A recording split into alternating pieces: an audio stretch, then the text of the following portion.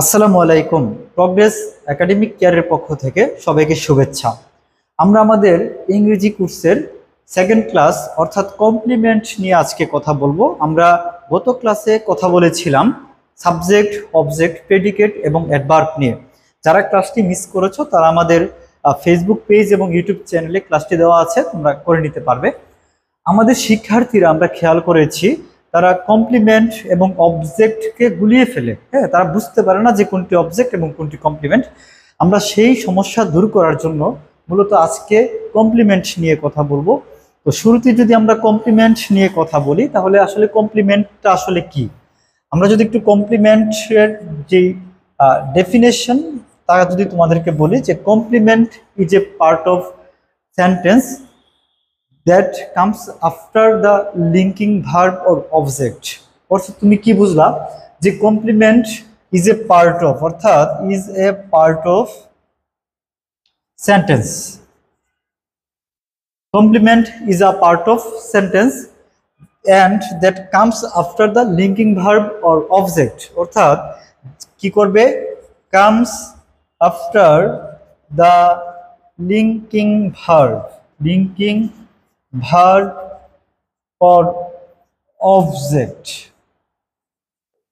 আচ্ছা, খুব ইম্পর্টেন্ট একটা বিষয় যে লিঙ্কিং ভার্ব। আমরা পরবর্তীতে লিঙ্কিং ভার্ব নিয়ে একটি ক্লাস নিয়ে আসবো, খুবই গুরুত্বপূর্ণ একটি টপিকস। যাই হোক, লিঙ্কিং ভার্ব এবং অবজেক্টের পরে সে আসবে। দেন আরেকটি কথা হলো যে is needed to complete a sentence, অর্থাৎ it is needed to make complete a sentence. অর্থাৎ আমরা কি বুঝলাম যে একটি সেন্টেন্সকে কমপ্লিট করার জন্য কমপ্লিমেন্টের প্রয়োজন। কমপ্লিমেন্ট সম্পর্কে আমরা তিনটি কথা জানলাম, যে একটি হলো যে এটি part of a sentence, and আরেকটি কথা হলো এটি লিঙ্কিং ভার্ব অর অবজেক্টের পরে আসবে। তিন নাম্বার কথা হলো যেটা সেন্টেন্সটাকে কমপ্লিট করার জন্য তার প্রয়োজন পড়বে। লিঙ্কিং ভার্ব সম্পর্কে আমরা পরবর্তীতে আসবো, তবে এখন কথা হলো কমপ্লিমেন্ট নিয়ে। কমপ্লিমেন্ট নিয়ে আমরা আরেকটি কথা যদি তোমাদেরকে বলি তাহলে দেখবা যে complement is not an object, অর্থাৎ কমপ্লিমেন্ট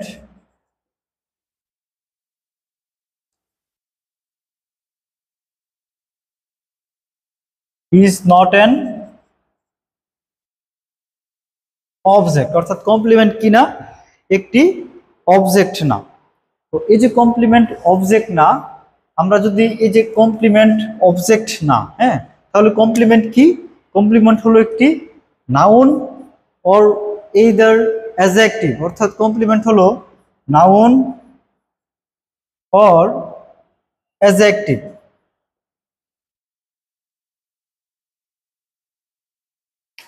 তার মানে আচ্ছা, কমপ্লিমেন্ট নাউন অর অ্যাডজেক্টিভ। তাহলে আমরা মানে কমপ্লিমেন্ট সম্পর্কে কি কি জানলাম, যে কমপ্লিমেন্ট হলো নাউন অথবা এটা অ্যাডজেক্টিভ, কিন্তু এটা কি না, এটা অবজেক্ট না। এখন আমরা যদি একটু বলি যে কমপ্লিমেন্ট হলো টু টাইপস, একটি হলো যে সাবজেক্ট কমপ্লিমেন্ট আর একটি হলো অবজেক্ট কমপ্লিমেন্ট। এখন সাবজেক্ট কমপ্লিমেন্ট কোনটি এবং অবজেক্ট কমপ্লিমেন্ট কোনটি, আমরা তা নিয়ে এখন আলোচনা করব। হ্যাঁ, তো আমরা যদি একটি এক্সাম্পল দেই তাহলে শুরুতে যদি আমরা তোমাদেরকে সাবজেক্ট কমপ্লিমেন্ট বুঝাতে চাই তাহলে ধরো হি ইজ আদনান,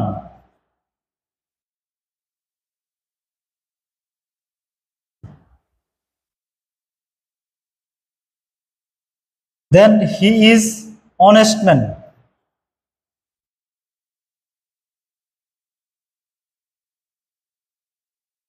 আচ্ছা, এই যে ধরেন he is an honest man এবং হি ইজ আদনান, দরকার নাই হি ইজ অনেস্ট ম্যান অথবা হি ইজ আদনান। এই যে দেখেন এই আদনানটা আসলে কে, এই হি, অর্থাৎ যে সাবজেক্ট সেই কি আদনান, যে সাবজেক্ট সেই হলো আদনান, আবার যে অনেস্ট ম্যান সেই কি সাবজেক্ট। অর্থাৎ আমরা যদি তোমাকে জিজ্ঞেস করি যে এই আদনানটা কি, অনেকে বলে ফেলবা তা অবজেক্ট, আসলে তো অবজেক্ট না, তা হলো কমপ্লিমেন্ট। আরেকটি কথা হলো লিঙ্কিং ভার্বের পরে আসছে তাই এটি কমপ্লিমেন্ট, এবং সে একই জাতীয় বিষয়কে বুঝিয়েছে, অর্থাৎ সাবজেক্টকে বুঝিয়েছে। মানে সাবজেক্ট এবং এই যে আদনান সেম, যার কারণে আমরা তাকে কমপ্লিমেন্ট বলবো, অর্থাৎ তাকে সাবজেক্ট কমপ্লিমেন্ট বলবো। কিন্তু আমি যদি এরকম বলতাম যে আই প্লে ক্রিকেট, অর্থাৎ আই প্লে ক্রিকেট,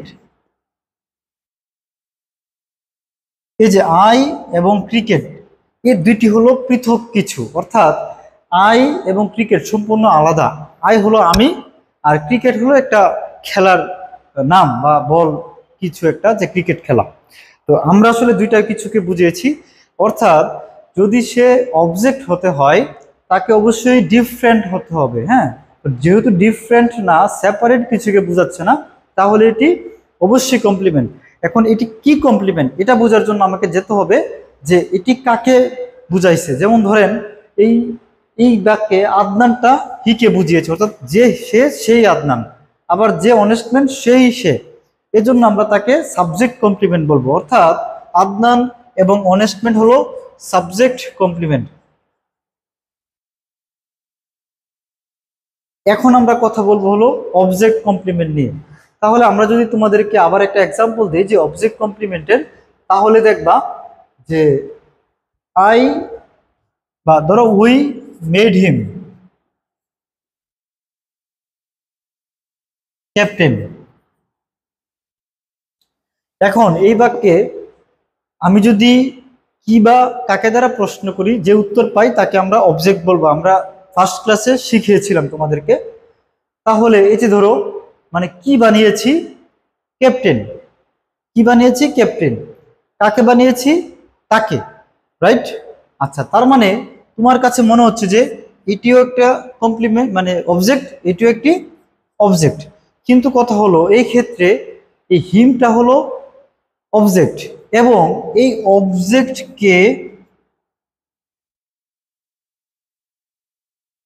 অবজেক্টকে বোঝাচ্ছে ক্যাপ্টেন, অর্থাৎ ক্যাপ্টেন এবং সে একই ব্যক্তি। যখন সেপারেট কিছুকে বোঝাবে না, আমরা অবজেক্ট কমপ্লিমেন্ট কেমনে বুঝবো, যে অবজেক্ট এবং পরবর্তী যে শব্দটি থাকবে এটি সেপারেট কিছু বোঝাবে, ভিন্ন কিছু বোঝাবে। যেমন আমরা যদি তোমাদেরকে আরেকটি এক্সাম্পল দিতে যাই, আই গেভ হিম এ বুক। এই যে হিম এবং এ বুক এই দুইটি অবজেক্ট, আমরা ফার্স্ট ক্লাসে পড়িয়েছিলাম। হিম হলো ইনডিরেক্ট অবজেক্ট এবং এ বুক হলো ডিরেক্ট অবজেক্ট। কারণ হলো এইটি সেপারেট জিনিস, অর্থাৎ হিম এবং বুক, হিম এবং বুক সেপারেট, একই জিনিস না, তাই তো? আচ্ছা, সেই জন্য আমরা তাকে কি বলবো, অবজেক্ট বলবো। কিন্তু এই ক্ষেত্রে দেখো যে ক্যাপ্টেন সেই হলো ব্যক্তিটা, অর্থাৎ সেই ক্যাপ্টেন একই বিষয়কে বুঝাইছে, একই জনকে বুঝাইছে, সেজন্য আমরা তাকে কি বলবো, অবজেক্ট কমপ্লিমেন্ট বলবো। এটাকে আমরা কি বলবো না, এটাকে আমরা অবজেক্ট বলবো না। এখন আমরা তোমাদেরকে বোঝাতে সক্ষম হয়েছি যে সাবজেক্ট কমপ্লিমেন্ট কাকে বলে, অবজেক্ট কমপ্লিমেন্ট কাকে বলে, এবং কখন সাবজেক্ট এবং অবজেক্ট কমপ্লিমেন্ট আসে। অবজেক্ট এবং সাবজেক্ট কমপ্লিমেন্ট যাই বলো তুমি, এগুলো আসে হলো লিঙ্কিং ভার্বের পরে। তো লিঙ্কিং ভার্বটা আসলে কি, এই লিঙ্কিং ভার্ব নিয়ে আমাদের আবার একটা বিস্তারিত ক্লাস নিয়ে আসবো। তো পরবর্তী ক্লাসটি আমরা ইনশাল্লাহ লিঙ্কিং ভার্ব নিয়ে আসবো। আশা করছি তোমরা আমাদের সাথে থাকবে। যদি কারো কোনো সমস্যা হয় কমপ্লিমেন্ট নিয়ে, আমাদের সাথে যোগাযোগ করতে পারো। আমাদের ফেসবুক এবং ইউটিউব চ্যানেলে ক্লাসগুলো দেওয়া থাকবে, তোমরা কমেন্টের মাধ্যমে কথা বলতে পারবে ইনশাল্লাহ। ভালো থেকো সবাই, আসসালামু আলাইকুম।